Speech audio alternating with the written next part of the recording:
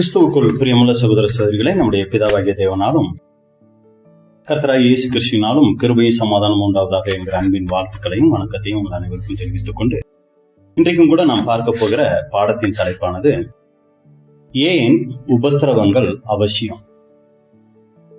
ஏன் உபத்திரவங்கள் அவசியம்? இதை இன்னும் தெளிவா சொன்னோம்னா, ஒரு தேவனுடைய பிள்ளைக்கு இந்த வாழ்க்கையில, இந்த பூமிக்குரிய வாழ்க்கையில ஏன் உபத்திரவங்கள் அவசியமா இருக்கிறது அப்படிங்கிறத குறித்து தான் இந்த நாளுக்குரிய ஒரு பாடமா நம்ம பார்க்க இருக்கிறோம். அப்போ உபத்திரவம் அப்படிங்கும்போது பாத்தீங்கன்னா, பொதுவா யாருமே விரும்பாத ஒரு வார்த்தை உபத்திரவம். உங்களுக்கு உபத்திரவம் வேணுமா அப்படின்னு சொல்லி கேட்டா யாருமே என்னதான் சொல்லுவாங்க? வேண்டாம் அப்படின்னு தான் சொல்லுவாங்க. ஏன்னா யாருமே விரும்பாத ஒரு காரியம் அந்த உபத்திரவம். இன்னைக்கு இந்த முழு மனுக்குலத்தையும் எடுத்துக்கிட்டீங்கன்னா, எல்லாரும் தவிர்க்க விரும்புகிற ஒரு காரியம் என்னன்னா உபத்திரவம் தான்.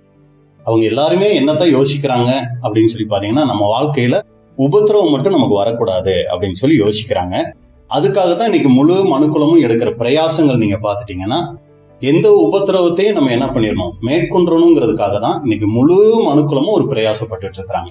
அவங்க சம்பாதிக்கிறதா இருக்கட்டும், வேலைக்கு போறதா இருக்கட்டும், பல காரியங்கள் செய்யறதா இருக்கட்டும், அவங்களுடைய முக்கியமான நோக்கம் எதுவா அதுல இருந்திருக்குன்னா, நாளைக்கு எனக்கு ஏதாவது ஒரு கஷ்டம் வந்துருச்சுன்னா, நாளைக்கு எனக்கு ஏதாவது ஒரு உபத்திரவம் வந்துருச்சுன்னா நான் என்ன பண்ணுவேங்கிறதா அவங்க எடுக்கக்கூடிய பிரயாசம் எல்லாமே எதை மையமா வச்சிருக்குன்னா, இந்த உபத்திரவத்தை மையமா தான் வச்சிருக்கு. ஒரு குடும்பம்னு எடுத்துக்கிட்டீங்கன்னா கூட ஒரு பெற்றோருடைய எண்ணம் என்னன்னா, நான் கஷ்டப்பட்டாலும் பரவாயில்ல, ஆனா பின்னாடி யாரும் கஷ்டப்படக்கூடாது, என் பிள்ளைகள் உபத்திரவப்பற்றக்கூடாது அப்படிங்கறத ஒரு பெற்றோருடைய எண்ணமா கூட இருக்கு. அப்ப பாருங்க, முழுக்க உலகம் முழுக்க எல்லாரும், அது மதங்கள்லாம் கிடையாது, எல்லாருடைய எண்ணமும் என்னவா இருக்குன்னா, உபத்திரவம் தன்னுடைய வாழ்க்கையில வரக்கூடாது. இன்னைக்கு பொதுவா கிறிஸ்தவர்களும் அதனாலதான் என்ன பண்றாங்கன்னா, மற்றவங்களை தங்களுடைய மதத்தார ஆக்குறதுக்கு, கிறிஸ்தவ மதத்தார ஆக்குறதுக்கு என்ன பண்றாங்க அப்படின்னு சொல்லி பாத்தீங்கன்னா, உங்க வாழ்க்கையில உபத்திரம் இருக்கா, கஷ்டங்கள் இருக்கா, பிரச்சனைகள் இருக்கா, நீங்க யாருக்கிட்ட வந்துருங்க, இயேசு கிறிஸ்து கிட்ட வாங்க, உங்களுக்கு உபத்திரவங்கள்லாம் என்னவாயிடும், இல்லாம போயிடும், உங்கள் துக்கம் சந்தோஷமா மாறிடும் அப்படின்னு சொல்லி என்ன பண்றாங்கன்னா, ஒரு வஞ்சனையா இந்த காரியங்களை வச்சு, அதாவது வசனம் சொல்லப்பட்டது வேற ஒரு காரியத்துக்காக, ஆனா இந்த வசனங்களை என்ன பண்றாங்கன்னா தவறா என்ன பண்றாங்கன்னா பிரயோகிச்சு இன்னைக்கு அநேக ஜனங்களை, புறஜாதி ஜனங்களை கிறிஸ்தவர்களா கூட என்ன பண்ணிட்டு இருக்காங்கன்னா மாத்தி கொண்டு இருக்கிறாங்க. ஆனா அப்படி ஒருத்தர் கிறிஸ்தவத்துக்குள்ள வந்த பின்னாடி அவங்க வாழ்க்கையில உபத்திரவமே இருக்காதா அப்படின்னு சொல்லி பார்த்தா என்ன இருக்குங்க, உபத்திரவங்கள் அதிகம் இருக்கிறத நம்ம பாக்குறோம். அப்ப ஆண்டவராக இயேசு கிறிஸ்துவை ஏற்றுக்கொண்ட பிள்ளைகளினுடைய வாழ்க்கை எப்படி இருக்கும்? உபத்திரவம் இல்லாத எப்பொழுதுமே ஒரு சந்தோஷம் நிறைந்த வாழ்க்கையா இருக்குமா அப்படின்னு சொல்லி நம்ம பார்க்கும்போது, அப்போஸ்தலர் 14ஆம் அதிகாரம் 22வது வசனம், வேதம் அதை குறிச்சு என்ன சொல்லுது? அப்போஸ்தலர் 14:22, சீஷருடைய மனதை திடப்படுத்தி விசுவாசத்திலே நிலைத்திருக்கும்படி அவர்களுக்கு புத்தி சொல்லி, நாம் அநேக உபத்திரவங்களின் வழியாய் தேவனுடைய ராஜ்யத்தில் பிரவேசிக்க வேண்டும் என்று சொன்னார்கள். இன்னைக்கு அநேக கிறிஸ்தவ ஊழியக்காரங்க சொல்ற வார்த்தைக்கும் வேதம் சொல்ற வார்த்தைக்கும் பார்த்தா மிகப்பெரிய வித்தியாசம் இருக்கு. நீங்க இயேசு கிறிஸ்து கிட்ட வந்துட்டீங்கன்னா இனி உங்களுக்கு கண்ணீர் இல்ல, கவலை இல்ல, கஷ்டம் இல்ல, உபத்திரவம் இல்ல, உங்க துக்கம் சந்தோஷமாய் மாறும், இப்படி எல்லாம் சொல்லி பிரசங்கமும் பண்றாங்க, பாட்டும் பாடுறாங்க. ஆனா வேதத்துல நம்ம பார்க்கும்போது அப்போஸ்தலர்கள் என்ன சொல்றாங்கன்னா, நாம் அநேக உபத்திரவங்களின் வழியாய் தேவனுடைய ராஜ்யத்தில் பிரவேசிக்க வேண்டும் என்று சொன்னார்கள். இதை இன்னொரு மொழிபெயர்ப்புல நீங்க பாத்தீங்கன்னா, நாம் பல வேதனைகள் வழியாகவே இறையாட்சிக்கு உட்பட வேண்டும்.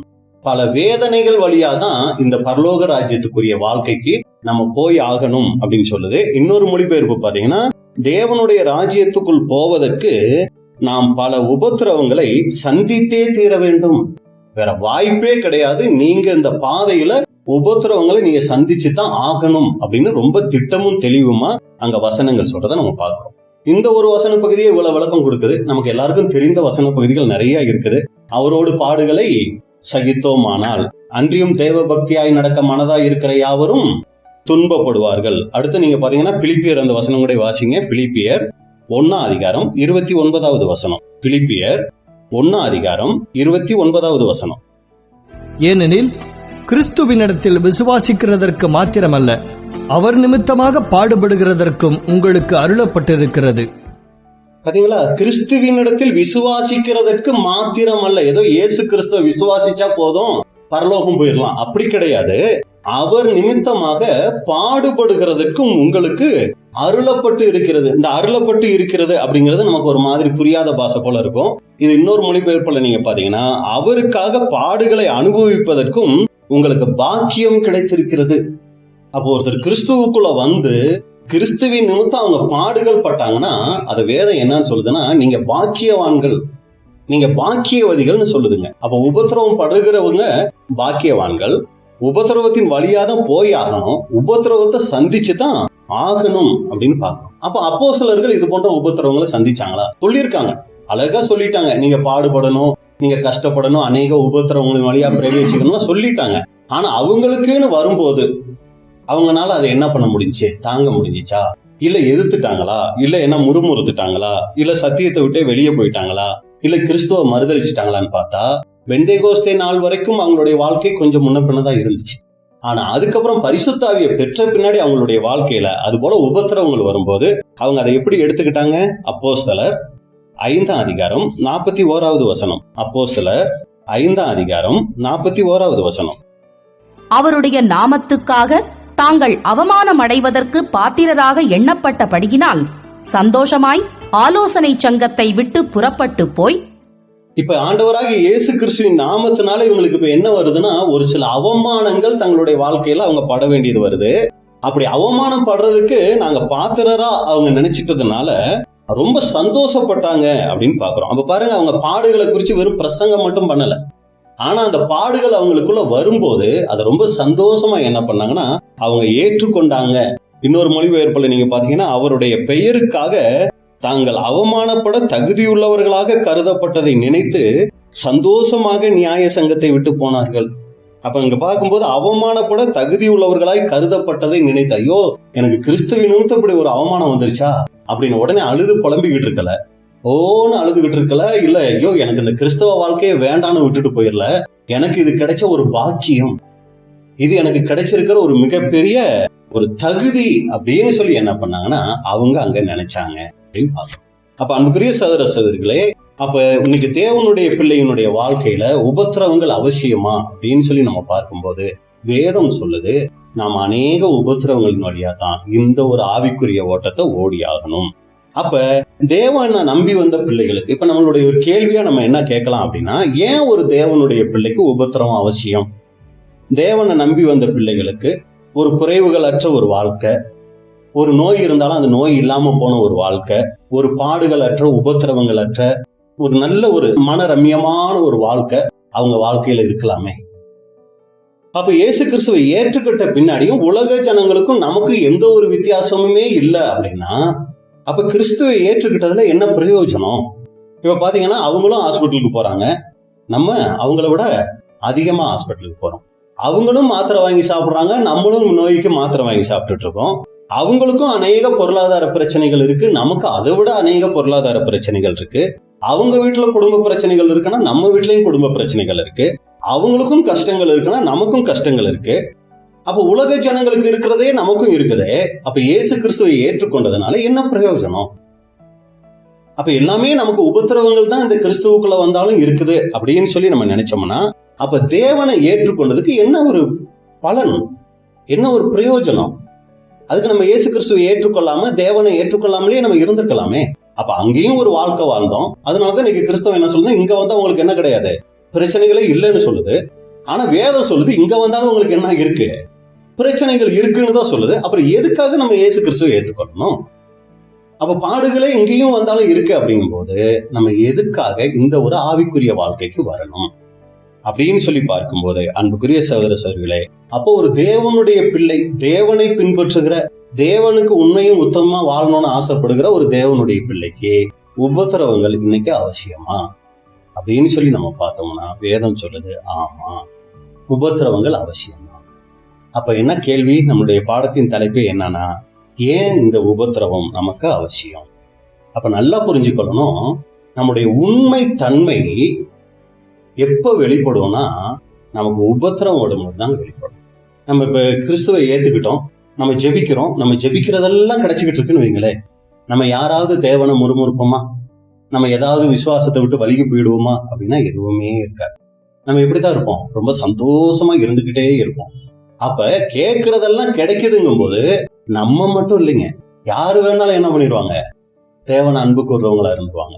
அப்ப நம்ம கேட்கறது எல்லாமே கிடைக்காத ஒரு சூழ்நிலைகள், அதை கேட்கறது எல்லாமேங்கும் போது நாம் ஜெபிக்கிற எல்லாவற்றுக்கும் ஒரு சில காரியங்களுக்கு அங்க பதில் கிடைக்காம போகும்போது, நம்ம ஏற்கனவே சொன்ன இது போன்ற அநேக உபத்திரவங்கள் நம்முடைய வாழ்க்கையில வரும்போதுதான் உண்மையிலேயே நம்ம தேவனை அன்பு கூறுறோமா இல்லையாங்கிறது அங்க என்ன ஆகுதுன்னா வெளிப்படக்கூடியதா அங்க இருக்குது.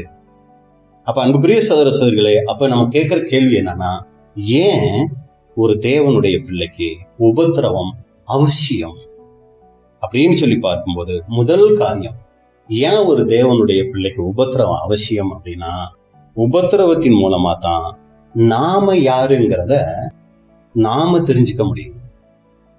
பொதுவா நம்மளை கேட்டா என்னன்னு சொல்லுவோம், நம்ம யாருன்னு கேட்டா என்னன்னு சொல்லுவோம், நாங்க ஒரு நல்ல ஆவிக்குரியவங்க, நாங்க நல்ல ஒரு தேவ பக்தி உள்ளவங்க, தேவ பயம் நிறைஞ்சவங்க, இப்படி எல்லாம் நம்மளை குறிச்சு என்ன பண்ணுவோம்னா ஒரு ஸ்டேட்மெண்ட் நம்ம வச்சிருப்போம் நம்ம மனசுல. யாருமே நம்மளை யாருன்னு யோசிக்க மாட்டோம். நம்ம கெட்டவங்கனோ நம்ம ஆகாதவங்கனோ நம்மள நாம நினைக்க மாட்டோம். மற்றவங்க சொல்லலாம், ஆனா நம்ம எப்படிதான் நினைப்போம், நம்மளை பத்தி ஒரு உயர்ந்த ஒரு கருத்து நம்ம கிட்ட இருக்கும். ஏன்னா தவறான கருத்து இருந்தா தான் நம்ம திருத்திக்கலாமே. அப்ப உயர்ந்த கருத்து இருக்கிறதுனாலதான் நம்மளை சரி பண்ணிக்க முடியாத சூழ்நிலைகள் இருக்கும். ஆனா உபத்திரவங்கள் என்ன பண்ணோம்னா நாம யாருங்கிறத காமிச்சு கொடுக்கும். வசனம் நம்ம பார்க்கலாங்க. உபாகமம் 8ஆம் அதிகாரம் 2வது வசனம். உபாகமம் 8:2. உன் தேவனாகிய கர்த்தர் உன்னை சிறுமைப்படுத்தும்படிக்கும் தம்முடைய கட்டளைகளை நீ கைக்கொள்வாயோ கைக்கொள்ள மாட்டாயோ என்று அவர் உன்னை சோதித்து உன் இருதயத்தில் உள்ளதை நீ அறியும்படிக்கும் உன்னை இந்த 40 வருஷம் அளவும் வனாந்திரத்திலே நடத்தி வந்த எல்லா வழியையும் நினைப்பாயாக. இது மோசே மூலமா தேவன் இஸ்ரேல் ஜனங்களுக்கு கொடுத்துட்ட முக்கியமான ஒரு வார்த்தை. இது இஸ்ரேல் ஜனங்களுக்கு சொல்லப்பட்ட ஒரு வார்த்தை. இவங்க இதுக்கு முன்னாடி என்ன பண்ணிக்கிட்டு இருந்தாங்க, எகிப்துல அநேக உபத்திரவங்கள் பட்டுட்டு இருந்தாங்க. ஆளோட்டிகள் மூலமா நிறைய கஷ்டங்கள் பட்டுக்கிட்டு இருந்தாங்க. இப்ப தேவன் என்ன சொல்றாருன்னா, அவங்க கஷ்டத்தை எல்லாம் பார்த்து, என் ஜனங்கள் படுற கஷ்டத்தை எல்லாம் நான் பார்த்தேன், அவங்க இடுற கூக்குரலை எல்லாம் நான் கேட்டேன், அது தேவ சமூகத்தை எட்டிச்சுன்னு சொல்லிதான் மோசையை அனுப்பிச்சு என்ன பண்றாருன்னா இஸ்ரேல் ஜனங்களை எகிப்து தேசத்தை அழைச்சிட்டு வராரு. அப்படி வனாந்தரத்துல அழைச்சிட்டு வரும்போது இப்ப முக்கியமான ஒரு வார்த்தை சொல்றாரு, நீங்க உபத்திரவப்பட்டுட்டு இருந்தீங்க, ஆனா இப்ப உங்களை நான் என்ன பண்ணனேன், அங்க இருந்து விடுவிச்சு உங்களை இந்த 40 வருஷம் அளவும் இந்த வனாந்தரத்தில் நடத்தி வந்துட்டு இருக்கேன் அப்படின்னு சொல்லிட்டு முக்கியமா சொல்ற ஒரு காரியம் என்ன அப்படின்னா, உன்னை சிறுமைப்படுத்தும் படிக்கும், உன் தேவனாகிய கர்த்தர் உன்னை சிறுமைப்படுத்தும் படிக்கும் அப்படின்னு சொல்றாரு. அப்ப நம்மளுடைய கேள்வி என்னன்னா, பாலும் தேனும் ஓடுற தேசத்துக்கு உங்களை கூட்டிக்கிட்டு போறேன்னு சொல்லி கூட்டிக்கிட்டு வந்தவர் எதுக்காக இந்த வனாந்தரத்துல அவங்கள சிறுமப்படுத்தணும் அப்படின்னா அங்கேயே பதில் இருக்கு. ஏன் அவங்கள சிறுமப்படுத்தணும்னு சொல்றாருன்னா, உன் தேவனாகிய கர்த்தர் உன்னை சிறுமைப்படுத்தும் படிக்கும் தம்முடைய கட்டளைகளை நீ கை கொள்வாயோ கை கொள்ள மாட்டாயோ என்று அவர் உன்னை சோதித்து. அப்ப எதுக்காக அந்த சிறுமப்படுத்துறாராம், எதுக்குங்க சிறுமப்படுத்துறாராம்? அவங்க தேவனுடைய வார்த்தையை கை கொள்வாங்களா கை கொள்ள மாட்டாங்களான்னு அதன் மூலமா என்ன பண்ண போறாரு தேவன் தெரிஞ்சுக்க போறாருங்களா இல்லைங்களா? அப்ப என்ன அங்க காரியம் அப்படின்னு சொல்லி பாத்தீங்கன்னா, தேவனுக்கு ஏற்கனவே தெரியும் இவங்க கீழ்ப்படிவாங்களா கீழ்ப்படிய மாட்டாங்களான்னு. ஆனா இங்க எதுக்காக அந்த சிறுமைப்படுத்துறாருன்னா, நீ கை கொள்வாயோ கை கொள்ள மாட்டாயோ என்று அவர் உன்னை சோதித்து உன் இருதயத்தில் உள்ளதை நீ அறியும்படிக்கு. எனக்கு தெரியும் ஒரு சிறுமை உனக்கு வந்தா உன்னை சிறுமப்படுத்தினா நீ எனக்கு கீழ்ப்படிவியா கீழ்ப்படிய மாட்டியாங்கிறது எனக்கு தெரியும். ஆனா யாருக்கு தெரியாது? உனக்கு தெரியாது. நீ உன்னை பத்தி என்ன நினைச்சுக்கிட்டு இருக்க அப்படின்னா, நான் தேவனுக்கு பிரியமா தான் நடப்பேன், எந்த உபத்திரவங்கள் கஷ்டங்கள் வந்தாலும் நான் தேவனுக்கு பிரியமா தான் நடப்பேன்னு நீ நினைச்சிட்டு இருக்கிற. ஆனா இப்ப நான் உனக்கு ஒரு உபத்திரவத்தை அனுமதிக்கும் போது நீ தெரிஞ்சுக்குவ, நீ எனக்கு கீழ்ப்படிவியா கீழ்ப்படிய மாட்டியான்னு நீ தெரிஞ்சுக்கிறதுக்காக. அப்ப அன்புக்குரிய சகோதர சகோதரிகளே, அப்ப இங்க எதுக்காக தேவன் உபத்திரவங்களை அனுமதிக்கிறார்னா, உன் இருதயத்தில் உள்ளதை நீ அறியும்படிக்கு. அப்ப அவங்க யாரு, அவங்க எப்படிப்பட்டவங்க, அவங்க இருதயம் எப்படிப்பட்டதுங்கிறத தெரிஞ்சுக்கிறதுக்காக தேவன் அந்த இஸ்ரேல் ஜனங்களுக்கு அங்க என்ன பண்ணார்னா உபத்திரவங்களை அனுமதிச்சார். பாருங்க, அவங்க வாழ்க்கையில பார்க்கும்போது எகிப்துல இருந்து புறப்படும் போது யாருக்காவது ஏதாவது ஒரு வித்தியாசம் இருந்துச்சான்னு பாத்தீங்கன்னா, மோசே ஆரோன் அவங்களை வழி நடத்தினாங்க. மற்றபடி இஸ்ரேல் ஜனங்கள்ல யாராவது பெரிய ஆளுங்க சின்ன ஆளுங்க அப்படிங்கிற மாதிரி இருந்தாங்களான்னா புறப்படும் போது அப்படியெல்லாம் இல்லைங்க. அந்தந்த கோத்திரத்துக்கு தலைவர்களை ஏற்படுத்தி வச்சா கூட எல்லாரும் எப்படி புறப்பட்டாங்கன்னா எல்லாருக்கும் ஒரே அழைப்பு தான், நீங்க பாதி பேரு செங்கடல் வரைக்கும் வாங்க, அதுக்கப்புறம் நீங்க வர வேண்டாம், நீங்க வனாந்திரத்துல இந்த தூரத்துக்கு வாங்க, அதுக்கப்புறம் நீங்க சீனாய் மலை வரைக்கும் வந்துட்டு அப்புறம் வர வேணாம். இப்படியெல்லாம் யாருக்குமே கிடையாதுங்க. எல்லாருக்கும் ஒரே அழைப்பு தான். என்னதுங்க? பாலும் தேனும் ஓடுகிற கானான் தேசம். யாருக்கும் வித்தியாசமே கிடையாதுங்க. எல்லாத்துக்கும் ஒரே அழைப்பு, ஒரே தலைமை. யாருன்னா மோசே தலைமையில தான், ஒரே வழிதான். நீங்க அந்த வழியில வாங்க, எல்லாரும் வனாந்தரத்தை சுத்திக்கிட்டு செங்கடலை கடந்துக்கிட்டு நாங்க ஈஸியா இந்த வழியில போயிடும், அப்படிலாம் எதுவுமே கிடையாதுங்க. எல்லாருக்கும் ஒரே அழைப்பு, ஒரே தலைமையில, ஒரே வழியில தான் அவங்க என்ன பண்ணாங்கன்னா நடந்து வந்தாங்க. அவங்க எல்லாரும் இப்படி ஒன்னா நடந்து வந்தாலும் அந்த நடந்து வந்த அத்தனை லட்சங்கள்ல யாரு எப்படிப்பட்டவங்கிறத எது காட்டி கொடுத்துச்சு தெரியுங்களா? இந்த வனாந்தரம் தான் காட்டி கொடுத்துச்சு. இந்த வனாந்தரம் தான் வந்த அத்தனை பேத்துல யார் எப்படிப்பட்டவங்கிறத இந்த வனாந்தரம், அதுல விசேஷமா சொன்னா அந்த வனாந்தரத்துல அவங்களுக்கு வந்துட்டு உபத்திரவங்கள் தான் அவங்க யாருங்கிறத காமிச்சு கொடுத்துச்சு. இதை பாருங்க, வசனமா நம்ம பார்க்கலாம். இப்போ நேரம் சொன்னதை 1 கொரிந்தியர் 10ஆம் அதிகாரம் 1ல இருந்து ஒரு சில வசனங்கள் நம்ம வாசிக்கலாம். 1 கொரிந்தியர் 10ஆம் அதிகாரம் 1 முதல். இப்படி இருக்க சகோதரரே, நீங்கள் எவைகளை அறிய வேண்டும் என்று இருக்கிறேன் என்றால், நம்முடைய பிதாக்கள் எல்லாரும் மேகத்துக்கு கீழாயிருந்தார்கள். பாருங்க, இந்த எல்லாரும்ங்கிற வார்த்தை எத்தனை தடவை வருது பாருங்க. எல்லாரும் மேகத்துக்கு கீழாயிருந்தார்கள். எல்லாரும் சமுத்திரத்தின் வழியாய் நடந்து வந்தார்கள். எல்லாரும் சமுத்திரத்தின் வழியாய் நடந்து வந்தார்கள். எல்லாரும் மோசேக்குள்ளாக மேகத்தினாலும் சமுத்திரத்தினாலும் ஞானஸ்நானம் பண்ணப்பட்டார்கள். பாருங்க, எல்லாரும் மோசேக்குள்ளாக அங்க ஞானஸ்நானம் பண்ணப்பட்டாங்க. எல்லாரும் ஒரே ஞான போஜனத்தை புசித்தார்கள். எல்லாரும் ஒரே ஞான போஜனத்தை புசித்தார்கள். எல்லாரும் ஒரே ஞான பானத்தை குடித்தார்கள். எல்லாரும் ஒரே ஞான பானத்தை குடித்தார்கள். எத்தனை தடவை வருதுங்க? 5 தடவை எல்லாரும் வருது. அப்ப இது எதை குறிக்குது அப்படின்னு சொல்லி பாத்தீங்கன்னா, தேவனிடத்துல எந்த விதமான பட்சபாதமும் இல்லை. இவங்க பெரிய ஆளு, இவங்க சின்ன ஆளு, இவங்க படிச்சவங்க, இவங்க படிக்காதவங்க, இவங்க ஏழை, இவங்க பணக்காரன், எந்த பட்சபாதமும் இல்லை. எல்லாத்துக்கும் ஒரே அழைப்பு. எல்லாரும் மேகத்துக்கு கீழே, எல்லாரும் சமுத்திரத்தின் வழியா, எல்லாரும் மோசைக்குள்ளாக, எல்லாரும் ஒரே ஞான போஜனம், எல்லாரும் ஒரே ஞான பானம். இப்படி எல்லாம் இருந்தும் வசனம் எப்படி முடியுது? அப்படி இருந்தும், அடுத்த வசனம், அப்படி இருந்தும் அவர்களில் அதிகமான பேர்களிடத்தில் தேவன் பிரியமாயிருந்ததில்லை. தேவன் சைடு ஏதாவது தப்பு இருந்துச்சா அப்படின்னு சொல்லி பாத்தீங்கன்னா இல்ல. எந்த பட்சபாதமும் இல்ல. எல்லாரையும் ஒண்ணு போல நடத்துறாரு. ஆனா அப்படி இருந்தும் அவங்க கிட்ட அநேகம் பேரிடத்தில், சிலர் இல்லைங்க, அநேகம் பேர்கிட்ட தேவன் பிரியமா இருக்க முடியல. அப்ப தேவன் சைடு தப்பானா? இல்ல, அந்த இஸ்ரேல் ஜனங்கள் சைடு தான் தப்பு. என்ன தப்பு? கீழே வசனம் வாசிங்க. ஆதலால் வனாந்தரத்திலே அவர்கள் அழிக்கப்பட்டார்கள். அவர்கள் இச்சித்தது போல நாமும் பொல்லாங்கானவைகளை இச்சியாதபடிக்கு இவைகள் நமக்கு திருஷ்டாந்தங்களாய் இருக்கிறது. ஏன் தேவனால அவங்க எல்லாருக்கிட்டையும் பிரியமா இருக்க முடியலன்னா, அந்த வனாந்தரத்துல ஒரு சில உபத்திரவங்கள்ல சிக்கிட்டாங்க. என்ன உபத்திரவம்? ஒரு சிலர் இச்சை அப்படிங்கிற விஷயத்துல என்ன ஆயிட்டாங்கன்னா விழுந்து போயிட்டாங்க. ஜனங்கள் புசிக்கவும் குடிக்கவும் உட்கார்ந்து விளையாட எழுந்திருந்தார்கள் என்று எழுதியிருக்கிறபடி அவர்களில் சிலர் விக்கிரக ஆராதனைக்காரர் ஆனது போல நீங்களும் ஆகாதிருங்கள். அந்த வனாந்தரம் என்ன பண்ணுச்சுன்னா, ஒரு குரூப்பை இச்சை உள்ளவர்களா பிரிச்சிருச்சு, ஒரு சிலரை விக்கிரக ஆராதனைக்காரர்களா பிரிச்சிருச்சு. அப்புறம் அவர்களில் சிலர் வேசித்தனம் பண்ணி ஒரே நாளில் 23,000 பேர் விழுந்து போனார்கள். அதுபோல நாமும் வேசித்தனம் பண்ணாதிருப்போமாக. ஒரு சோதனை வந்தா இத்தனை லட்சம் பேர்ல ஒரு குரூப் வேசித்தனத்துல விழுந்து போவாங்கப்பா. அதை அவங்க தெரிஞ்சுக்கட்டும். பாருங்க, நான் எல்லாரையும் ஒண்ணு போலதான் அழைச்சிட்டு வந்தேன், ஒண்ணு போலதான் அவங்க நடத்திட்டு வந்தேன், ஒண்ணு போலதான் மோசை மூலமா கட்டளைகள் கொடுத்தேன், எல்லாம் ஒண்ணு போலதான் நடத்திட்டு வந்தேன், எல்லாரையும் மேகஸ்தம்பம் அக்னி ஸ்தம்பத்துலதான் நடத்திட்டு வந்தேன். நான் எந்த பட்சபாதமும் காமிக்கல. ஆனா இந்த வனாந்தரத்துல வரும்போது அவங்களுக்கு வந்த உபத்திரவங்கள்ல ஒரு சிலர் என்ன ஆயிட்டாங்க அப்படின்னு சொல்லி பார்த்தா இச்சை உள்ளவங்களா மாறிட்டாங்க. இது என்னோட தப்பா? இல்ல, அது அவங்களுக்கு கொடுக்கப்பட்ட உபத்திரவத்துல அவங்க யாருங்கிறத அவங்க வெளிப்படுத்திக்கிட்டாங்க.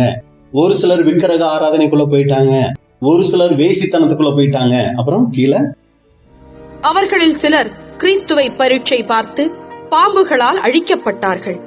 அதுபோல நாமும் கிறிஸ்துவை பரீட்சை பாராதிருப்போமாக. சிலர் அங்க என்ன பண்ண ஆரம்பிச்சாங்கன்னா பரீட்சை பார்க்கிறவர்களா மாறிட்டாங்க.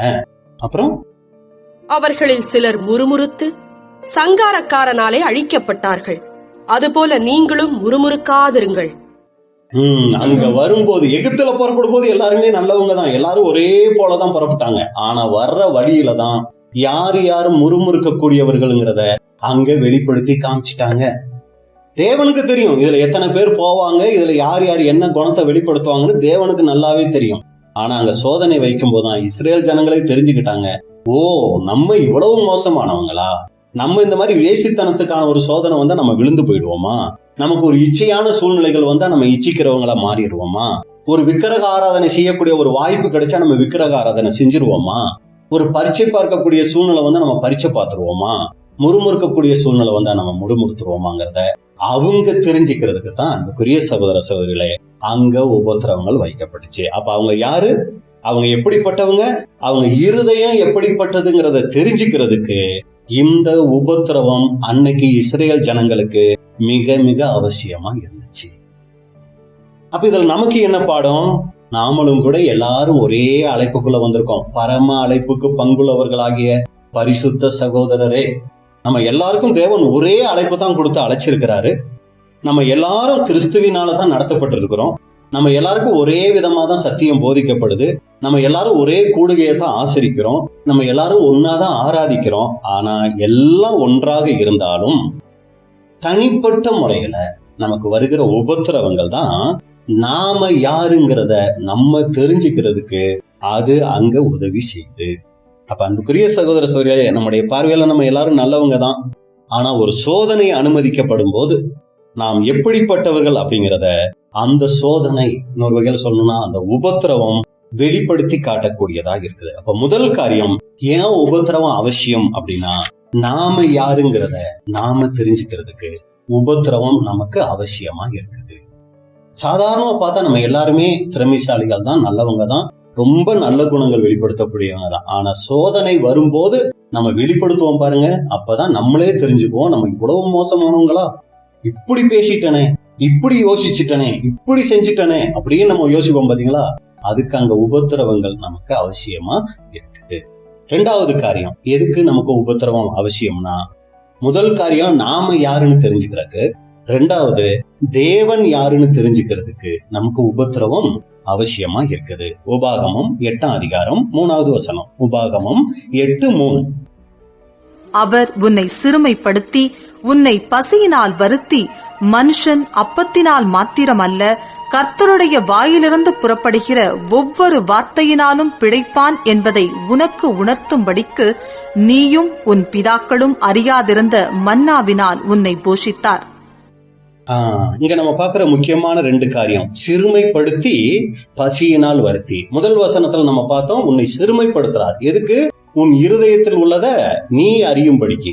மறுபடியும் இங்க என்ன பண்றாரு? சிறுமைப்படுத்தி பசியினால் என்ன பண்றாருன்னா வருத்துறாரு.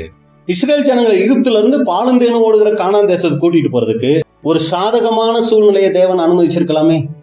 எதுக்காக அவங்களுக்கு இப்படிப்பட்ட ஒரு சில உபத்திரவங்களை அங்க அனுமதிக்கிறார் அப்படின்னு சொல்லி பார்த்தா, அதன் மூலமா அவங்க என்ன தெரிஞ்சுக்கணும்னா, தேவன் யார், தேவன் எப்படிப்பட்டவர் அப்படிங்கிறத அவங்க தெரிஞ்சுக்கணுங்கிறதுக்காக தேவன் உபத்திரவங்களை அங்க அனுமதிக்கிறார். அப்ப தேவன் யாருன்னு அவங்க தெரிஞ்சுக்கணும். எதுவுமே இல்லாத சூழ்நிலையிலையும் தேவன் போதுமானவர் அப்படிங்கிறத அவங்க தெரிஞ்சுக்கணும். அடுத்து தேவன் நினைச்சாருன்னா ஏதோ இந்த பூமியில உள்ள உணவுகளை வச்சு மட்டும் நம்மளை காப்பாத்துவாருன்னு அவசியம் இல்ல. அவர் நினைச்சாருன்னா தேவதூதர்கள் சாப்பிடுற உணவை கூட என்ன பண்ணுவாரு? கொடுத்து போஷிப்பாருங்கிறத இஸ்ரேல் ஜனங்கள் தெரிஞ்சுக்கணும். அப்ப தேவன் யாருன்னு தெரிஞ்சுக்கிறதுக்கு அங்க உபத்திரவம் அவசியமா இருந்துச்சு. செங்கடல் வந்துட்டாங்க. செங்கடல் வழியில கூப்பிடாமே வேற ஒரு வழி இருந்துச்சு. அந்த வழியில அவங்க போயிருக்கலாம். ஆனா எதுக்காக செங்கடல்ல கொண்டு வந்து அந்த உபத்திரவத்தை அனுமதிக்கிறார்? யாத்திராகமம் 14ஆம் அதிகாரம் 13, 14. யாத்திராகமம் 14ஆம் அதிகாரம் 13 மற்றும் 14. அப்பொழுது மோசே ஜனங்களை நோக்கி, பயப்படாதிருங்கள், நீங்கள் நின்று கொண்டு இன்றைக்கு கர்த்தர் உங்களுக்கு செய்யும் ரட்சிப்பை பாருங்கள். இன்றைக்கு நீங்கள் காண்கிற எகிப்தியரை இனி என்றைக்கும் காண மாட்டீர்கள். கர்த்தர் உங்களுக்காக யுத்தம் பண்ணுவார், நீங்கள் சும்மா இருப்பீர்கள் என்றான். எதுக்காக அந்த செங்கடல் மத்தியில கூட்டிக்கிட்டு வந்து ஒரு உபத்திரவத்தை எதுக்கு அங்க கொடுக்கணும்? செங்கடலே இல்லாம பண்ணிருக்கலாமே, இல்ல இவங்க வர வரவே செங்கடல் திறந்திருக்கலாமே. ஏன் அந்த இடத்துல தேவன் ஒரு உபத்திரவத்தை கொடுத்து அங்க செய்யறாரு அப்படின்னு சொல்லி பாத்தீங்கன்னா, முக்கியமான ஒரு காரியம் சொல்றாரு அங்க மோசே. அப்பொழுது மோசே ஜனங்களை நோக்கி, நீங்க பயப்படக்கூடாது, அது முதல் காரியம். அடுத்து, நீங்கள் நின்று கொண்டு இன்றைக்கு கர்த்தர் உங்களுக்கு செய்யும் ரட்சிப்பை பாருங்கள். நீங்க எதுவுமே செய்ய வேணாம், நீங்க அப்படியே நில்லுங்க. ஆண்டவர் உங்களுக்காக என்ன செய்யறார், அவர் எப்படிப்பட்டவர்ங்கிறத இது மூலமா நீங்க என்ன பண்ணுங்க, தெரிஞ்சுக்கங்க. இன்னைக்கு நீங்க பாக்குற எகிப்தியரை இனி என்னைக்கும் பார்க்க மாட்டீங்கிறதுக்கு இந்த உபத்திரவம் அவங்களுக்கு அவசியமா இருந்துச்சு. கர்த்தர் உங்களுக்காக யுத்தம் பண்ணுவார், நீங்கள் சும்மா இருப்பீர்கள் அப்படிங்கிறதுக்கு இந்த உபத்திரவம் அவங்களுக்கு அவசியமா இருந்துச்சு. அப்ப ஏன் உபத்திரவம் அவசியம்? தேவன் யாருங்கிறத தெரிஞ்சுக்கிறதுக்கு அங்க உபத்திரவம் அவசியமா இருந்துச்சு. இதுக்கப்புறம் மாறாங்கிற இடத்துக்கு வராங்க. அங்கேயும் பாத்தீங்கன்னா தண்ணி கசப்பா இருக்கு. ஏன் அந்த உபத்திரவம்? தேவன் நினைச்சாருன்னா கசப்பையும் என்ன பண்ணுவாரு, இனிப்பா மாத்துவாருங்கிறத அந்த ஜனங்கள் தெரிஞ்சு கொள்ளணும். அதுக்குத்தான் இந்த உபத்திரவத்தை அங்க என்ன பண்றாருன்னா அனுமதிக்கிறார். எதுக்காக பசியில போட்டு அவங்கள வாட்டுறாரு? ஏற்கனவே உபத்திரவப்பட்டு இருந்தாங்க, மறுபடி கூட்டிட்டு வந்து வனாந்தரத்துல எதுக்காக அந்த பசியில அவங்கள வாட்டணும் அப்படின்னா, அவங்க தேவன் அருளும் அந்த மன்னாவை அவங்க சாப்பிடணுங்கிற ஒரு ஆசீர்வாதத்தை பெற்றுக்கொள்ளணும். தேவன் அவ்வளவு ஒரு வல்லமை உள்ளவர், அவருடைய நடத்துதல் அவ்வளவு பெருசுங்கிறத அவங்க புரிஞ்சுக்கணுங்கிறதுக்காக தேவன் என்ன பண்றாருன்னா அது போன்ற உபத்திரவங்களை அங்க அனுமதிச்சார். அப்ப அன்புக்குரிய சகோதர சகோதரிகளே, ஏன் ஒரு தேவனுடைய பிள்ளையின் வாழ்க்கையில உபத்திரவங்கள் அவசியம்னா, முதலாவது அந்த உபத்திரவங்கள் மூலமா நாம யாருங்கிறத நம்ம தெரிஞ்சுக்கிறோம்.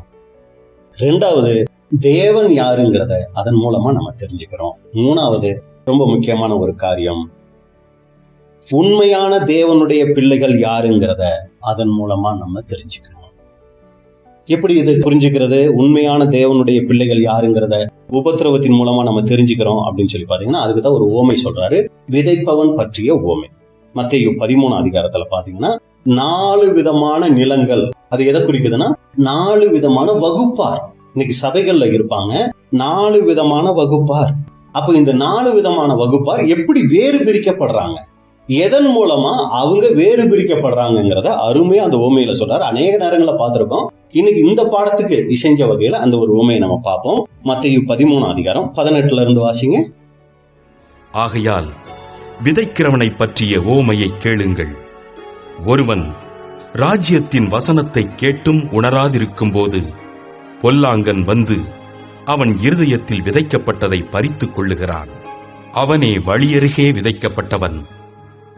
கற்பாறை இடங்களில் விதைக்கப்பட்டவன் வசனத்தை கேட்டு உடனே அதை சந்தோஷத்தோடே ஏற்றுக்கொள்ளுகிறவன். ஆகிலும் தனக்குள்ளே வேறில்லாதவனாய் கொஞ்ச காலமாத்திரம் நிலைத்திருப்பான். வசனத்தின் நிமித்தம் உபத்திரவமும் துன்பமும் உண்டான உடனே இடறல் அடைவான். முள்ளுள்ள இடங்களில் விதைக்கப்பட்டவன் வசனத்தை கேட்கிறவனாயிருந்தும் உலக கவலையும் ஐசுவரியத்தின் மயக்கமும் வசனத்தை நெருக்கி போடுகிறதுனால் அவனும் பலனற்று போவான். நல்ல நிலத்தில் விதைக்கப்பட்டவனோ வசனத்தை கேட்கிறவனும் உணர்கிறவனுமாயிருந்து 100ஆகவும் 60ஆகவும் 30ஆகவும் பலன் தருவான் என்றார். அப்ப அன்புக்குரிய சகோதரரே பாருங்க, ரொம்ப அருமையான ஒரு ஓமை. நான் ஒண்ணு போல அழைப்பேன் எல்லாரையும், ஆனா அதுல வேறு பிரிக்கப்படுவாங்க 4 வகுப்பார். என்கிட்ட தப்பு கிடையாது, விதையில எந்த தப்புமே கிடையாது, விதை ஒண்ணுதான். ஆனா அந்த விதையை ஏற்றுக்கொள்கிற ஜனங்கள் இது போன்ற 4 விதமா இருப்பாங்க அப்படிங்கிறது தான் அங்க கொடுக்கிறாரு. அப்ப இதுல ஏன் ஒரு தேவனுடைய பிள்ளைக்கு உபத்திரம் அவசியம்னு சொல்லி பார்க்கும்போது, உண்மையான தேவனுடைய பிள்ளைகள் யார்? தேவ பிள்ளைகள்னா பொதுவா நம்ம எல்லாருமே யாருன்னா தேவ பிள்ளைகள் தான். ஆனா தேவனுடைய பார்வையில உண்மையான தேவனுடைய பிள்ளைகள் யார் அப்படிங்கிறத நிரூபிக்கிறதுக்கு அங்க உபத்திரவம் அவசியமா இருக்குது. இப்ப நம்ம அதை கண்டுபிடிக்கிறோம் பாருங்க. முதல் காரியம் 18வது வசனம் நம்ம பார்க்கிறோம். ஆகையால் விதைக்கிறவனை பற்றிய ஓமையை கேளுங்கள். ஒருவன் ராஜ்யத்தின் வசனத்தை கேட்டும் உணராதிருக்கும் போது பொல்லாங்கன் வந்து அவன் இருதயத்தில் விதைக்கப்பட்டதை பறித்துக் கொள்ளுகிறான். அவனே வழியருகே விதைக்கப்பட்டவன். அப்ப முதல் காரியம் என்ன அப்படின்னு சொல்லி பாத்தீங்கன்னா, இவங்களும் வசனத்தை கேட்கிறாங்க. இதான் ரொம்ப கவனிக்க வேண்டிய விஷயம். இவங்களும் வசனத்தை கேட்கிறாங்க, ஆனா என்ன பண்றதுல உணராது இருக்கும் போது அப்படிங்கும் போது இவங்க சத்தியத்தை கேட்கிறாங்க, ஆனா உணர்வு அடைய மாட்டாங்க. அப்படின்னா இது இன்னொரு மொழிபெயர்ப்பு போல எப்படி சொல்லுதுன்னா புரிஞ்சிக்க மாட்டாங்க. என்ன சத்தியம் அப்படிங்கிறத அவங்க புரிந்து கொள்ள மாட்டார்கள். இது ஒரு வகுப்பார் சபையில இருப்பாங்க. அப்ப இவங்களுடைய நிலைமை என்ன அப்படின்னு சொல்லி பாத்தீங்கன்னா, சபைக்கு வருவாங்க, உட்காருவாங்க, சத்தியம் கேட்பாங்க, வெளியே போன உடனே இன்னைக்கு என்ன சத்தியம்னு சொல்லி யாராவது கேட்டா அவங்களுக்கு என்ன பண்ண தெரியாதுன்னா சொல்ல தெரியாது.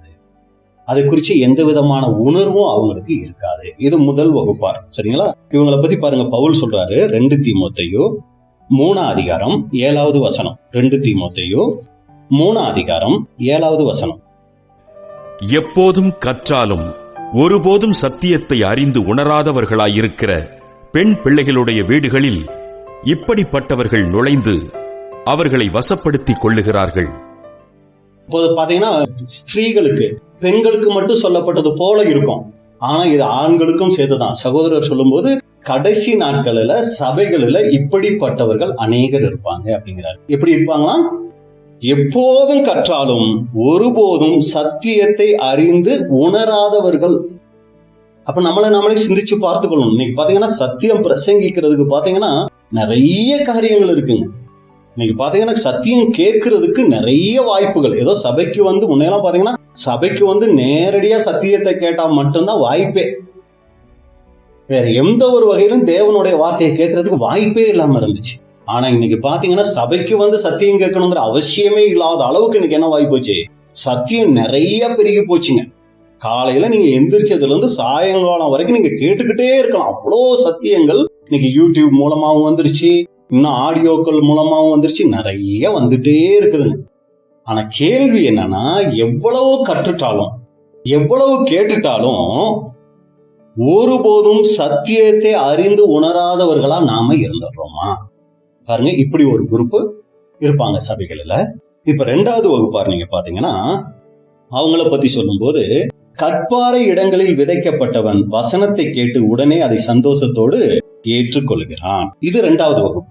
அப்ப முதல் வகுப்பு என்ன பண்றாங்க அப்படின்னு சொல்லி பாத்தீங்கன்னா, வழி அருகே விதைக்கப்பட்டவர். அது இன்னொரு மொழிபெயர்ப்புல பார்க்கும்போது பாதையோர நிலத்தை போல் இருப்பவராம். அவர் பார்த்தாலே பாதையோர நிலத்தை போல அவர் இருப்பாராம்.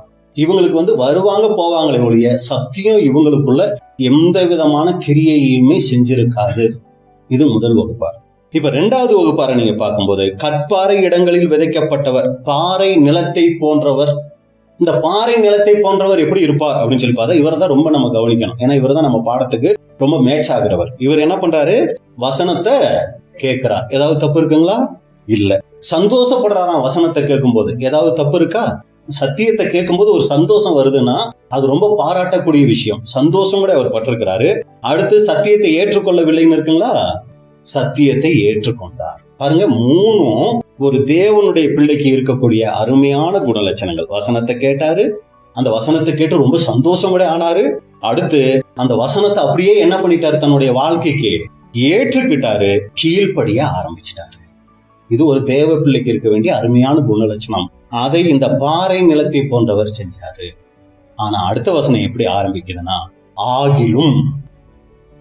நல்லதுதான், வசனத்தை கேட்டது நல்லதுதான், அது நிமித்தம் ஒரு சந்தோஷம் வந்துச்சுறது ரொம்ப நல்லதுதான், அந்த சத்தியத்தை அப்படியே ஏத்துக்கிட்டது ரொம்ப ரொம்ப நல்லதுதான். ஆகிலும் தனக்குள்ளே வேறில்லாதவனாய் கொஞ்ச காலம் மாத்திரம் நிலைத்திருப்பான். சத்தியம் கேட்டது நம்ம நல்ல விஷயம்தான், ஆனா நிலைச்சிருக்கிறத பாத்தீங்கன்னா கொஞ்ச காலம். அதுக்கப்புறம் என்ன ஆயிடுச்சு அப்படின்னு சொல்லி பாத்தீங்கன்னா, வசனத்தின் நிமித்தம் உபத்திரவமும் துன்பமும் உண்டான உடனே இடரல் அடைவான். இதுதான் அன்புக்குரிய சகோதர சகோதரிகளே, கொஞ்ச காலம் நிலைச்சிருந்தாரு. ஏன் அப்படின்னு சொல்லி பாத்தீங்கன்னா, அதுக்கப்புறம் அவர் அந்த வசனத்தின்படி நடக்கணும்னு ஒரு முடிவு எடுத்துட்டாரு. சத்தியத்தை கேட்டுட்டாரு, சந்தோஷப்பட்டுட்டாரு, இனி இந்த வார்த்தையின்படிதான் நான் நடக்கணும்னு முடிவு எடுத்துட்டாரு, முயற்சியும் எடுத்துட்டாரு. ஆனா அப்படி முயற்சி எடுக்கும்போது அவருடைய வாழ்க்கையில வந்துருச்சு உபத்திரவங்கள், அவருடைய வாழ்க்கையில வந்துருச்சு துன்பங்கள். ஏன்? தேவனுடைய வார்த்தையின்படி நடக்கும்போது எதுக்கு உபத்திரவம் துன்பம் வரணும்னா, அவர் என்ன பண்ணணும், அவர் யாருங்கிறத தெரிஞ்சுக்கணும், தேவன் யாருங்கிறத அவர் தெரிஞ்சுக்கணும். அப்ப உண்மையான தேவனுடைய பிள்ளைகள் யாருங்கிறத அவரு காமிக்கணும். இந்த உபத்திரவம் வரும்போது அவர் சத்தியத்துல நிலைச்சு இருந்திருந்தாருன்னா மத்தவங்க தெரிஞ்சிருப்பாங்க, இவரை போல உண்மையுள்ள ஒரு சகோதரன், உண்மையுள்ள சகோதரி யாரும் இல்லை அப்படிங்கிறத மத்தவங்க தெரிஞ்சுக்குவாங்க. ஆனா இந்த உபத்திரவம் வந்த உடனே இந்த கற்பாறை நிலத்தை போல இருந்தவர் என்ன ஆயிட்டாருன்னா இடரல் அடைஞ்சிட்டாரு. இது இன்னொரு மொழிபெயர்ப்புல பாத்தீங்கன்னா விசுவாசத்தை விட்டே அவர் என்ன பண்ணிடுறாருன்னா போயிடுறாரு. அப்ப உபத்திரவம் தேவ பிள்ளைகள் யாருங்கிறத அங்க வெளிப்படுத்தி காமிக்குது. அடுத்து நீங்க பாத்தீங்கன்னா முள்ளுள்ள இடங்களில் விதைக்கப்பட்டவர். இவர் என்ன பண்ணாரு? இவரும் கூட வசனத்தை கேட்டாரு. ஆனா கொஞ்ச காலம் இவரும் நிலைச்சிருக்கிறாரு. அதுக்கப்புறம் அதுல அங்க வசனத்துல இல்ல, ஆனா அதான் அங்க வருது கொஞ்ச நாள் அந்த வசனத்துல. ஏன்னா அந்த ஊமையில நீங்க பாத்தீங்கன்னா முள்ளுள்ள அந்த விதைச்ச உடனே அது கருகி போயிடல, அதுவும் வளர்ந்துச்சு, ரொம்ப செழிப்பா நல்லா வந்துச்சு. ஏன்னா அந்த முள்ளுள்ள இடம் ரொம்ப செழிப்பான இடமா இருக்குமா. இஸ்ரேல் தேசத்துல பாத்தீங்கன்னா வழியோரம் இருக்கிற நிலம் அது கடினமா இருக்கும். அடுத்து பாறை நிலத்துல அது பாறைகள் நிறைஞ்ச சுண்ணாம்புக்கள் நிறைஞ்ச ஒரு இடம். அடுத்து இந்த முள்ளுள்ள இடம் பாத்தீங்கன்னா அது ரொம்ப செழிப்பான இடமா. அதனால அதுல இந்த விதை உளுந்த உடனே ரொம்ப அருமையா என்ன பண்ணுச்சுன்னா வளர்ந்து வந்துச்சு. ஒரு குறிப்பிட்ட வளர்ச்சிக்குள்ள அது வந்துச்சு. ஆனா அதுக்கப்புறம் அதுக்குள்ள என்ன வந்துடுச்சு அப்படின்னு சொல்லி பாத்தீங்கன்னா உலக கவலையும் ஐஸ்வர்யத்தின் மயக்கமும் வசனத்தை நெருக்கி போடுகிறதினால் அவனும் பலனற்று போவான். இவரும் வசனத்தை கேட்டாரு, ஆனா இவருக்கு ஒரு உபத்திரவம் வந்துச்சு. இவர் தேவனுடைய பிள்ளையா இல்லையாங்கிறத வெளிப்படுத்துறதுக்கு இவருக்கு ஒரு உபத்திரவம் வந்துச்சு. அதுதான் உலக பிரகாரமான கவலைகள். அவங்கள போல 4 பேரை போல நானும் இல்லையே, அவங்கள மாதிரி நானும் இல்லையே, அந்த மாதிரி ஒரு கவலை. அடுத்து நீங்க பாத்தீங்கன்னா ஐஸ்வர்யத்தின் மேல அதனால மயக்கம் வசனத்தை அங்க நெருக்கி போட்டுருச்சு. அடுத்து 4வது நம்ம பார்க்கும்போது நல்ல நிலத்தில் விதைக்கப்பட்டவனும் வசனத்தை கேட்கிறவனும் உணர்கிறவனுமாய் இருந்து 100ஆகவும் 60ஆகவும் 30ஆகவும் அங்க பலன் தருவான். அப்ப இவரும் பாத்தீங்கன்னா வசனத்தை கேட்டாங்க. நாளையும் பாத்தீங்கன்னா வசனத்தை கேட்டாங்க. இவரும் வசனத்தை கேட்கிறாரு. இவர்கிட்ட நடந்த ஒரு முக்கியமான விஷயம், முதல் பாதையோரத்தில் நம்ம பார்க்கும்போது உணர்வு இல்லை அப்படின்னு சொல்லி பார்த்தோம். இந்த 4வதுல பாக்குறோம் உணர்வு அடைந்து. அப்படின்னா என்ன அர்த்தம்? அதன் அர்த்தத்தை புரிந்து கொண்டார். சத்தியம் வரும்போதே இந்த சத்தியம் இதைத்தான் எனக்கு சொல்ல வருது, இந்த சத்தியத்தின் மூலமா இதைத்தான் தேவன் எனக்கு வெளிப்படுத்துறதுக்கு சித்தம் வச்சிருக்கிறார். இவர் வசனத்தை புரிஞ்சுக்கிட்டாரு. அதுக்கு என்ன பண்ணார்னா அதுக்கு ஏற்ற வாழ்க்கைக்கு தன்னை அர்ப்பணிக்கிறார். அதங்க வசனம் சொல்லுது, பலன் கொடுக்கிறார். அப்ப அன்புக்குரிய சகோதர சகோதரிகளே, நம்மளை யோசிச்சு பார்க்கணும். நம்மளும் நிறைய சத்தியங்கள் கேட்கிறோம், உணர்வு அடைகிறோமா நம்ம யோசிச்சு பார்க்கணும். ஏன்னா உணர்வே நமக்கு வரல அப்படின்னா நம்ம ஃபர்ஸ்ட் லிஸ்ட்ல போயிடுவோம். இல்ல பிரதர், உணர்வு அடையுது, சந்தோஷமும் வருது, ஆனா கொஞ்ச நாள் தான் என்னால நிக்க முடியுது அந்த சத்தியத்துல, அப்புறம் நான் விழுந்து போயிடுறேன்னா நம்ம 2வது லிஸ்ட்டுக்கு வந்துருவோம். இன்னொரு 3வது லிஸ்ட்ல என்ன ஆகுதுன்னா, பிரதர் சத்தியமெல்லாம் கேட்டு நல்லா வந்துட்டு இருக்கேன், ஆனா திடீர்னு உலக கவலையில நான் மாட்டிடுறேன், ஐஸ்வர்யத்தின் மயக்கத்துக்குள்ள நான் போயிடுறேன் அப்படின்னா நம்ம 3வது லிஸ்ட். ஆனா 4வதா நம்ம பார்க்கும்போது வசனத்தை நான் கேட்கிறேன், உணர்வு அடைகிறேன், அது எனக்கு தான் அப்படிங்கிறத நான் என்ன பண்றேன், புரிஞ்சுக்கிறேன். அதுக்கு ஏற்ற ஒரு வாழ்க்கைக்கு நான் என்ன அர்ப்பணிக்கிறேங்கிறவங்கள பாத்தீங்கன்னா எல்லாரும் ஒண்ணு போல இல்ல.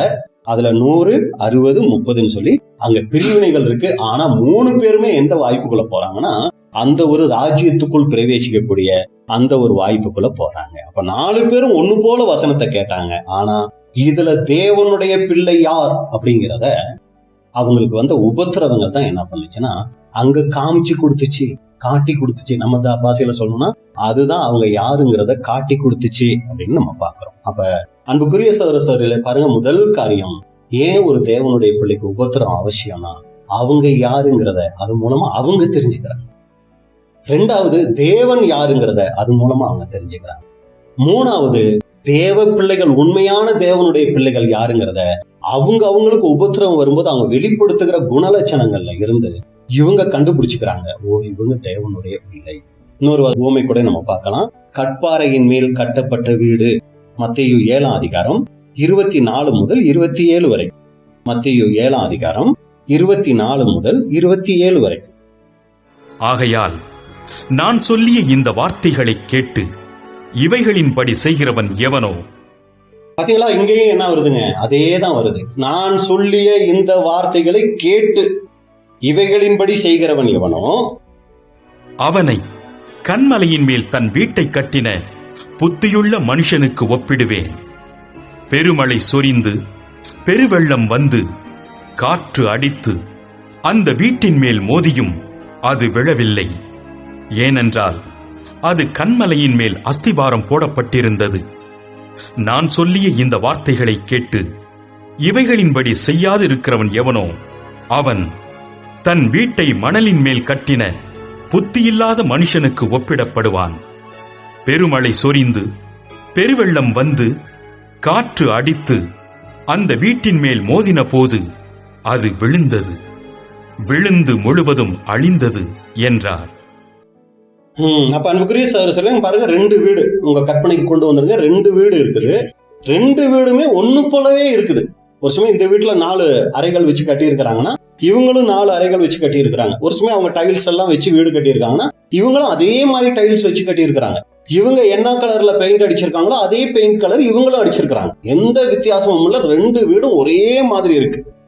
ஒரு வித்தியாசம் கூட இல்ல. எது வரைக்கும் அப்படின்னு சொல்லி பாத்தீங்கன்னா, பெருமழையும் பெருவெள்ளமும் வர்ற வரைக்கும் 2 வீட்டுக்கும் எந்த வித்தியாசத்தையும் என்ன பண்ண முடியல, கண்டுபிடிக்கவே முடியல. 2 பேரும் வீடு அழகா கட்டியிருக்கிறாங்கப்பா, சூப்பரா கட்டியிருக்காங்க. 2 பேரும் ஒரே மனசுக்கு உள்ளவங்க, ஒரு இசைஞ்ச இருதயம் உள்ளவங்க. அதனாலதான் 2 பேரால ஒரே மாதிரி வீடு கட்ட முடிஞ்சுச்சு அப்படின்னு சொல்லி எல்லாரும் பாக்குறாங்க. ஆனா ஒரு நாள் வந்துச்சு, யாரு உண்மையிலேயே வீடை கட்டி இருக்கிறா, யாரு ஒருத்தர் ஏனோ தானோன்னு கட்டி இருக்கிறாருங்கிறத எப்ப அது வெளிப்பட்டுச்சுன்னா, இந்த ஒரு பெருமழையும் பெருவெள்ளமும், அதாவது உபத்திரவம் வரும்போதுதான் யாரு கண்மலையின் மேல வீடை கட்டினார், கற்பாறையின் மேல, யாரு மணல் மேல வீடை கட்டினார், அஸ்திபாரம். அங்க ரொம்ப கவனிக்க வேண்டிய விஷயம் என்னன்னா, அஸ்திபாரம் யாருக்கும் தெரியாத, அதாவது ஆரம்பிக்கும் போது அது தெரியும் அஸ்திபாரம். அதுக்கப்புறம் நம்ம மேல பில்டிங் கட்ட ஆரம்பிச்ச பின்னாடி அதையெல்லாம் மூடி நல்லா சிமெண்ட் போட்டு என்ன பண்ணிடுவாங்க, அடைச்சிருவாங்க. அதுக்கப்புறம் அந்த அஸ்திபாரத்தை யாருமே பார்க்க முடியாது. அப்ப இங்க அஸ்திபாரம் எதை குறிக்குதுன்னா, யாருக்குமே தெரியாத, யாருமே பார்க்க முடியாத ஒரு அந்தரங்கமான ஒரு பகுதியை தான் குறிக்குது அந்த அஸ்திபாரம். அப்ப உண்மையிலேயே நாம தேவனுடைய பிள்ளைகளா இல்லையாங்கிறத எதுதான் அங்க நிரூபிக்குதுன்னா, பெருவெள்ளம் பெருமழை, சாதாரண மழையில சாதாரண வெள்ளம் இல்ல. அப்ப உபத்திரவங்கள் தான் உண்மையிலேயே நாம யாருங்கிறத அங்க வெளிப்படுத்தும். உண்மையிலேயே இருதயபூர்வமா தேவனிடத்துல நம்ம அனுபவிச்சவங்களா, இல்ல ஏதோ சடங்காச்சாரமா தேவனை நாம் நம்பிக்கொண்டு இருக்கிறவங்களா அப்படிங்கிறத வெளிப்படுத்துகிறதற்கு அன்புக்குரிய சகோதர சகோதரிகளே நமக்கு அங்க தேவையாக இருக்குது பெருமழை பெருவெள்ளம். உபத்திரவம் தேவனுடைய பிள்ளை யாருங்கிறத அங்க வெளிப்படுத்தக்கூடியதா இருக்குது. இன்னொரு பகுதி கூட பாருங்க, 1 கொரிந்தியர் 3ஆம் அதிகாரம் 12-13. இது நம்ம அடிக்கடி பார்த்த ஒரு பகுதி தான். 1 கொரிந்தியர் 3:12-13. ஒருவன் அந்த அஸ்திபாரத்தின் மேல் பொன், வெள்ளி, விலையேற பெற்ற கல், மரம், புல், வைக்கோல் ஆகிய இவைகளை கட்டினால் அவனவனுடைய வேலைப்பாடு வெளியாகும். நாளானது அதை விளங்க பண்ணும். ஏனெனில் அது அக்கினியினாலே வெளிப்படுத்தப்படும். அவனவனுடைய வேலைப்பாடு எத்தன்மை உள்ளதென்று அக்கினியானது பரிசோதிக்கும். அன்புக்குரிய சகோதர சகோதரிகளை நம்ம அடிக்கடி பார்த்த ஒரு காரியம் தான். பாத்தீங்களா, இங்க பாருங்க, ஒருவன் அந்த அஸ்திபாரத்தின் மேல் என்ன பண்றாரு, ஃபர்ஸ்ட் அஸ்திபாரம் பார்த்துட்டோம். ஒருத்தர் கண்மலையில போட்டாரு, ஒருத்தர் மணல்ல போட்டாரு, முடிஞ்சு போச்சு. இப்ப இவங்க 2 பேருமே கிறிஸ்துவுக்குள்ளதான் அஸ்திபாரம் போட்டுட்டாங்க. ஏன்னா மேல் வசனம் நீங்க பாத்தீங்கன்னா, போடப்பட்டிருக்கிற அஸ்திபாரமாகிய இயேசு கிறிஸ்துவை அல்லாமல் வேற அஸ்திபாரத்தை போட ஒருவனாலும் கூடாது. இப்ப அஸ்திபாரம் என்னமோ இவங்க கிறிஸ்துவுக்குள்ள போட்டாங்க, ஆனா அதுக்கு மேல கட்ட ஆரம்பிச்சாங்க பாருங்க. அதுல 2 வகுப்பாரா பிரிகிறாங்க. ஒருத்தர் என்ன பண்ணாரு, பொன் வெள்ளி விலையேற பெற்ற கல்லை வச்சு கட்டுறாரு. இன்னொருத்தர் என்ன பண்ணிட்டாருன்னா மரம் புல் வைக்கோலை வச்சு கட்டிட்டாரு. அப்ப இது எதை குறிக்கிறது அப்படின்னு சொல்லி பாத்தீங்கன்னா, சத்தியத்துக்குள்ள வந்த சகோதர சகோதரிகள்ல அந்த ஒரு குறிப்பிட்ட வகுப்பார் விசுவாசத்துல எப்படி இருப்பாங்கன்னா உறுதியா இருப்பாங்க, அதான் பொன் குறிக்குது. அடுத்து சத்தியத்துல ரொம்ப உறுதியா இருப்பாங்க, அதைத்தான் வெள்ளி குறிக்குது. அடுத்து விலையேற பெற்ற கல், அவங்க வெளிப்படுத்துகிற குணலட்சணங்கள். அப்ப இதுல தான் அவங்க கவனமா இருப்பாங்க. நான் விசுவாசத்துல சரியா இருந்துட்டு இருக்கேனா, நான் மகா பரிசுத்தமான விசுவாசத்துல சரியா இருக்கிறேன்னா, அடுத்து சத்தியத்துல நான் எந்த அளவுக்கு இருக்கிறேன், அடுத்து நான் குணலட்சணங்களை எந்த அளவுக்கு வளரக்கூடியவனா இருக்கிறேன் அப்படிங்கறத என்ன பண்ணுவாங்கன்னா அதே அவங்க மைண்ட்ல இருந்துகிட்டே இருப்பாங்க. இன்னொருத்தரும் கட்டுவாங்க, ஆனா அது என்ன ஆகும்னா ஒரு நாள் வரும்போது, எப்படி அங்க பெருமழை பெருவெள்ளம் வரும்போது எல்லாம் வெளிச்சத்துக்கு வந்துருச்சோ அதே போல இங்க நீங்க பாத்தீங்கன்னா ஒரு நாள் வரும்போது அந்த நாள்ல யாரு எதை கொண்டு கட்டினாங்கிறது வெளியரங்கம் ஆயிரும். எதை கொண்டு வெளியரங்கமாகும்? அக்கினி. அது அக்கினி எதை குறிக்குதுன்னா அதான் அவங்களுக்கு வருகிற உபத்திரவங்கள்.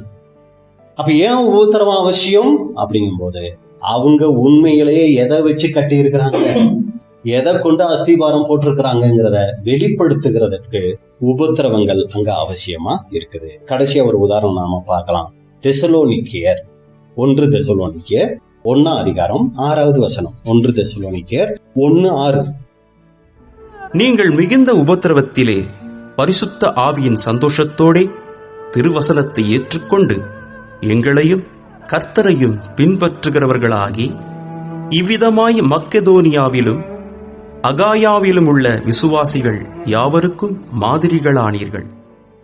பாருங்க, இங்க தெசலோனிக்கே சபையை பார்த்து, சபையாரை பார்த்து அப்போஸ்தலன் பவுல் சொல்றாரு, அவங்க வாழ்க்கை ஒரு மிகப்பெரிய ரோல் மாடலா இருந்துச்சுங்களா எல்லாருக்கும். எந்த வகையில அப்படின்னு சொல்லி பாத்தீங்கன்னா, நீங்கள் மிகுந்த உபத்திரவத்திலே, அவங்களுக்கு மிகப்பெரிய உபத்திரவம் வந்துச்சு. எதனால? ஆண்டவராக இயேசு கிறிஸ்துவை ஏற்றுக்கொண்டதுனால. யூதர்கள் மூலமாவும் அவங்களுக்கு பிரச்சனை, ரோமர்கள் மூலமாவும் அவங்களுக்கு பிரச்சனை, புறஜாதிகள் அவங்கள ரொம்ப நெருக்குறாங்க. அந்த மாதிரி உபத்திரவங்கள் வந்தப்ப அவங்க கிட்ட துக்கத்தை விட எது வந்துச்சுங்களா? பரிசுத்த ஆவியின் சந்தோஷத்தோட என்ன பண்ணாங்களாம்? திருவசனத்தை ஏற்றுக்கொண்டு, அதோட இல்ல, எங்களையும் அப்படின்னா அப்போஸ்தலர்களையும் கர்த்தரையும் என்ன பண்ணாங்களாம்? பின்பற்றுகிறவர்களா இருந்தாங்களாம். பாருங்க, உபத்திரவம் வரும்போது சோர்ந்து போயிடல, முறுமுறுத்தரல, பின்வாங்கி போயிடல. என்னன்னாங்க, ஒரு சந்தோஷம் அவங்களுக்குள்ள வந்துருச்சு. ஓ, உபத்திரவம் தான் நான் வளர்றேங்கிறதுக்கு சரியான அடையாளம். எனக்கு வருகிற உபத்திரவங்கள் தான் எனக்கு காமிச்சு கொடுக்குது நான் சரியா போய்கிட்டு இருக்கேன் அப்படிங்கறத அவங்க கண்டுபிடிச்சு என்ன பண்ணாங்களாம்? அப்படியே தேவனுடைய வார்த்தையை ஏற்றுக்கிட்டாங்க. பாருங்க, இது அப்படியே அந்த ஓமைக்கு கொண்டு போய் பாருங்க. உபத்திரவம் வந்த உடனே விதை என்ன ஆயிடுச்சு? வளர்றத நிறுத்திருச்சு. ஆனா இங்க உபத்திரவம் வந்த உடனே திருவசனத்தை ஏற்றுக்கொண்டு, அப்ப சத்தியத்தை என்ன பண்ணாங்க? இன்னும் அதிகமாய் கற்றுக்கொண்டு கீழ்ப்படிந்து என்ன பண்ணாங்களாம்? அப்போஸ்தலர்கள் என்னென்னலாம் சொல்லி இருக்கிறாங்க அப்படிங்கிறதையும் ஆண்டவராகி இயேசு கிறிஸ்துவையும் என்ன பண்ணாங்களாம்? பின்பற்றினாங்களாம். இத பக்கத்து தேசத்தை, பக்கத்து நாட்டை சேர்ந்த அந்த மக்கெதோனியா அகாயாவுல இருக்கிற தேவனுடைய பிள்ளைகள் பாக்குறாங்களாம். பாருங்க, அந்த தெசலோனிக்கேயருக்கு எவ்வளவு உபத்திரவம் வருது. ஆனா அந்த உபத்திரவத்து மத்தியில அவங்க பாருங்க ஆண்டவருக்குள்ள எப்படி நிலைச்சு நிக்கிறாங்க. இருந்தா தெசலோனிக்கேயரை போல இருக்கணுங்க அப்படின்னு சொல்லி என்ன பண்றாங்களா? அவங்கள பார்த்து இவங்க ஒரு முடிவு எடுக்கிறாங்களாம். இத பவுல் அங்க எழுதுறாரு. அவங்களுக்கு நீங்க ஒரு ரோல் மாடலா இருந்தீங்க, ஒரு முன்மாதிரியா இருந்தீங்கிறார். அப்ப அன்புக்குரிய சகோதர சகோதரிகளை பாருங்க, இந்த தெசலோனிக்கேயருக்கு வந்த உபத்திரவம் மற்ற பகுதிகளில் இருந்த தேவனுடைய பிள்ளைகள், இவங்க தேவனுடைய பிள்ளைகள்ங்கிறத தெரிஞ்சுக்கிறதுக்கு இது ஒரு மிகப்பெரிய ஒரு வாய்ப்பா அங்க இருந்துச்சு. அப்ப உபத்திரவம் உண்மையான தேவனுடைய பிள்ளைகள் யாருங்கிறத அங்க வெளிப்படுத்துது. அப்ப ஒரு தேவனுடைய பிள்ளைக்கு உபத்திரவங்கிறது அவசியம். ஏன்? அவங்க யாருங்கிறத அதன் மூலமா தெரிஞ்சுக்கிறாங்க, தேவன் யாருங்கிறத அதன் மூலமா தெரிஞ்சுக்கிறாங்க, உண்மையான தேவனுடைய பிள்ளைகள் யாருங்கிறதையும் அதன் மூலமா தெரிஞ்சுக்கிறாங்க. அதனாலதான் பேதுரு சொல்றாரு, 1 பேதுரு 1ஆம் அதிகாரம் 6வது வசனம். 1 பேதுரு 1ஆம் அதிகாரம் 6வது வசனம். இதிலே நீங்கள் மிகவும் சந்தோஷப்படுகிறீர்கள். அந்த ஜனங்களுக்கு வந்த உபத்திரவங்களை பத்தி சொல்ற, அந்த உபத்திரவத்தின் மத்தியில நீங்க ரொம்ப சந்தோஷப்பட்டீங்க. என்றாலும் துன்பப்பட வேண்டியது அவசியமானதால். அப்ப பாத்தீங்கன்னா சத்தியம் கேட்கிறாங்க, இயேசு கிறிஸ்துவை ஏத்துக்கிறாங்க, ஒரு பெரிய சந்தோஷத்துக்குள்ள வர்றாங்க. ஆனாலும் இந்த மட்டும் சந்தோஷம் இல்ல, உபத்திரமும் உங்களுக்கு இருக்குது. இப்பொழுது கொஞ்ச காலம் பலவிதமான சோதனைகளினாலே துக்கப்படுகிறீர்கள். அப்ப இங்க சொல்ல வர விஷயம் என்ன சொல்றாரு அப்படின்னு சொல்லி நீங்க பாத்தீங்கன்னா, இதிலே நீங்கள் மிகவும் சந்தோஷப்படுகிறீர்கள். அது மேல 5வது வசனத்துல நீங்க பாத்தீங்கன்னா, கடைசி காலத்தில் வெளிப்பட ஆயத்தமாக்கப்பட்டு இருக்கிற ரட்சிப்புக்கு ஏதுவாக விசுவாசத்தை கொண்டு தேவனுடைய பலத்தினாலே காக்கப்பட்டிருக்கிற உங்களுக்கு அந்த சுதந்திரம் பரலோகத்தில் வைக்கப்பட்டிருக்கிறது. அந்த பரலோக ராஜ்யம் நம்ம போக போறோங்கிற ஒரு சந்தோஷத்தோட இருக்கிறீங்க. அப்படி இருந்தாலும் துன்பப்பட வேண்டியது அவசியம். அதான் ஏன் உபத்திரவம் அவசியம் அப்படின்னா, துன்பப்பட வேண்டியது அவசியம். நீங்க கொஞ்ச காலம் என்ன பண்றீங்க? இந்த சோதனைகள்ல நீங்க துக்கப்பட்டுட்டு இருக்கிறீங்க. அப்ப அன்புக்குரிய சகோதர சகோதரிகளே, நமக்கு உபத்திரவங்கள் அவசியமா இருந்தாலும், உலகத்தார போலவே நமக்கும் உபத்திரவங்கள் வந்துட்டாலும், நம்ம இப்ப என்ன சொல்ல வரோம்னா, நாம கவலைப்பட தேவையில்லை. அவங்களுக்கு வர உபத்திரவங்கள் அவங்கள மனமடிவாக்கி, ஒன்னும் இல்லாமாக்கி, சோர்ந்து போக செய்து, ஒரு சிலர் உயிரே விட்டுறாங்க, ஒரு சிலர் வாழ்க்கையே விரக்தி ஆயிடுறாங்க, ஒரு சிலர் மனநோயாளியாவே ஆயிடுறாங்க. அது அவங்களுக்கு வர உபத்திரவங்கள் அவங்களை அப்படி ஆக்கலாம். ஆனா ஒரு தேவனுடைய பிள்ளைக்கு உபத்திரவங்கள் வரும்போது அவங்க கவலைப்பட வேண்டிய அவசியம் அல்ல. ஒவ்வொரு உபத்திரவத்துக்கு பின்னாடியும் ஒவ்வொரு தங்க கீற்று இருக்கு அப்படின்னு மூத்த சகோதரர் சொல்றாங்க. சும்மா தேவன் ஏனோ தானோன்னு தேவனுடைய பிள்ளைகளுக்கு உபத்திரவங்களை கொடுத்துறது இல்ல. அந்த ஒவ்வொரு உபத்திரவங்களுக்கு பின்னாடியும் ஒரு மிகப்பெரிய மகிமைய, மிகப்பெரிய ஒரு புகழ்ச்சிய, உலக ஜனங்களுக்கு மிகப்பெரிய ஒரு முன்னுதாரணத்தை காமிக்க போறதுக்காக தான் தேவன் அதை அனுமதிக்கிறார். அப்போஸ்தலர்களுக்கு வந்த உபத்திரவங்கள் எதுவுமே சும்மா இல்லைங்க. இந்த 2000 வருஷமா நம்ம கத்துக்கொள்கிறதுக்கு அவங்களுக்கு அன்னைக்கு உபத்திரவங்கள் அவசியமா இருந்துச்சு. இன்னைக்கு நாம படுகிற ஒவ்வொரு உபத்திரவத்துக்கு பின்னாடியும் தேவன் அங்க மகிமையை வச்சிருக்கிறார். மகிமைன்னு சொல்றத விட தங்க கீற்று அப்படின்னா அது இன்னும் நல்ல பொருத்தமா இருக்கு. அந்த மாதிரி தேவன் என்ன பண்ணி வச்சிருக்கிறார்னா நமக்கு அங்க வச்சிருக்கிறார். அப்ப என்ன புரிஞ்சு கொள்ளணும்? தேவனுடைய பார்வை நம்ம மேல இருக்குது. இதன் மத்தியில் ஆண்டவராக இயேசு கிறிஸ்துனுடைய பரிந்து பேசுதல் இருக்கு. பரிசுத்த தேவதூதர்களுடைய பாதுகாவல் இருக்குது. இதுக்கு எல்லாவற்றுக்கும் மேலாக இங்க ரொம்ப அற்பமா கேவலமா நம்ம மரிச்சாலும் கூட மிகப்பெரிய மகிமைய தேவன் நமக்கு அங்க வச்சிருக்கிறார். 1 பேதுரு 5ஆம் அதிகாரம் 10 மற்றும் 11. 1 பேதுரு 5ஆம் அதிகாரம் 10 மற்றும் 11வது வசனம்.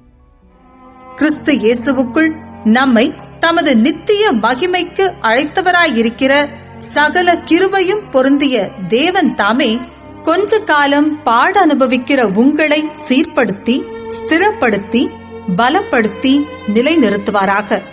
அவருக்கு மகிமையும் வல்லமையும் சதா காலங்களிலும் உண்டாயிருப்பதாக. ஆமென்.